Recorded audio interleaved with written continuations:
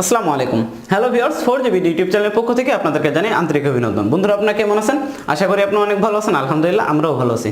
আজকের ভিডিওর বিষয়টি হচ্ছে যে কিভাবে আপনারা আপনাদের স্মার্টফোনের সাথে আপনাদের মাউস এবং কিবোর্ডটি সংযুক্ত করবেন সেটি আমরা দেখাবো, এবং এই মাউস এবং কিবোর্ডটির মাধ্যমে আপনারা কিভাবে আপনাদের ফোনকে কন্ট্রোল করবেন সেটি আমরা আজকের ভিডিওতে দেখাবো। এটার মাধ্যমে আপনাদের কিন্তু অনেক উপকার হবে। যেমন ধরুন, আপনারা মাউস ব্যবহার করার ক্ষেত্রে আপনাদের হাতটি ইজি হয়ে যাওয়া, আর যদি আপনাদের ল্যাপটপ বা কম্পিউটার না থাকে সেক্ষেত্রে আপনারা কিন্তু টাইপিংয়ে ফাস্ট হতে পারবেন। যদি আপনারা কিবোর্ডটি আপনাদের স্মার্টফোনের সাথে কানেক্ট করে দেন সেক্ষেত্রে কিন্তু আপনারা অনেক ফাস্ট টাইপিং করা শিখতে পারবেন। চলুন আমরা ভিডিওটি শুরু করি যে কিভাবে আপনারা আপনাদের স্মার্টফোনের সাথে আপনাদের কিবোর্ড এবং মাউসটি কানেক্ট করবেন। বন্ধুরা, চলুন আমরা ভিডিওটি শুরু করি।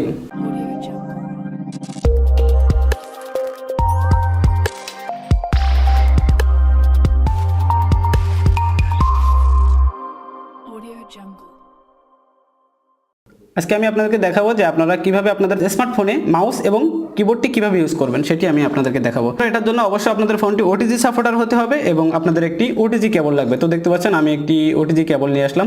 এটা মাত্র একটি সকেটের কেবল। আপনারা যদি চান তাহলে কিন্তু একাধিক সকেট পাবেন। কমপক্ষে 2টা সকেট কেন, তাহলে কিন্তু আপনারা এই কিবোর্ড এবং মাউস উভয়টি একসাথে ইউজ করতে পারবেন। তো আমি জাস্ট একটি করে আপনাদেরকে ইউজ করে দেখাচ্ছি যে কিভাবে আপনারা এটা ইউজ করবেন।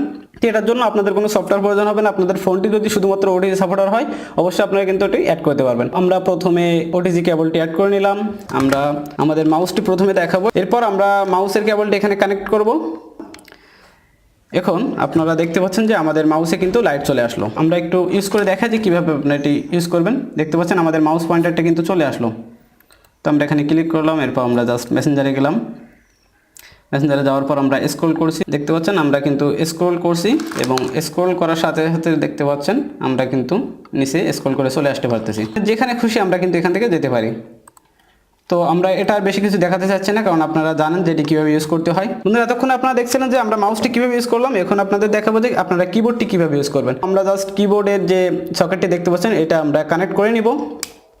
তো আমরা কানেক্ট করলাম। যেহেতু আমাদের কাছে 2টা কেবল বা 2টা সকেট নেই, এজন্য আমরা কিন্তু 2টা একসাথে দেখাতে পারছি না। এজন্য আমরা এখন হাত দিয়ে টাচ করে কাজ করব। আমরা জাস্ট টাইপিং এর জন্য কোনো একটি স্থান বেছে নিলাম। এরপর আমরা লিখবো আমাদের মনে যেটা চাই। দেখতে পাচ্ছেন আমরা যেটা লিখলাম সেটা কিন্তু উঠে গেল।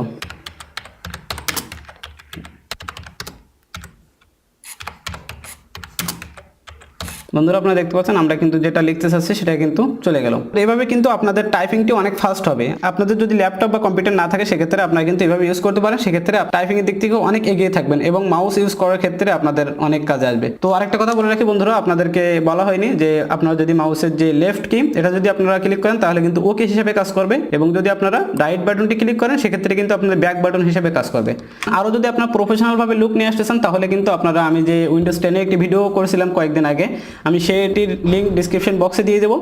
সেটি যদি আপনারা ইনস্টল করেন সেক্ষেত্রে কিন্তু আপনাদের উইন্ডোজ মানে আপনাদের ফোনের যে স্ক্রিনটা এটাও কম্পিউটারের মতো হয়ে যাবে সেম। তখন কিন্তু আপনারা এটা ইউজ করতে আরও কমফোর্টেবল ফিল করবেন। এই ছিল আজকের ভিডিওর বিষয়। যদি আপনাদের আজকের ভিডিওটি ভালো লেগে থাকে অবশ্যই একটি লাইক দিবেন এবং নিচের কমেন্ট বক্সে আপনার সুন্দর একটি মতামত লিখে জানাবেন। আর এতক্ষণ 4Gbdর সাথে থাকার জন্য আপনাদেরকে অসংখ্য ধন্যবাদ। সবাই ভালো থাকবেন, সুস্থ থাকবেন, এই প্রত্যাশা আজকের মতো বিদায় নিচ্ছি। আসসালামু আলাইকুম ওয়া রাহমাতুল্লাহ।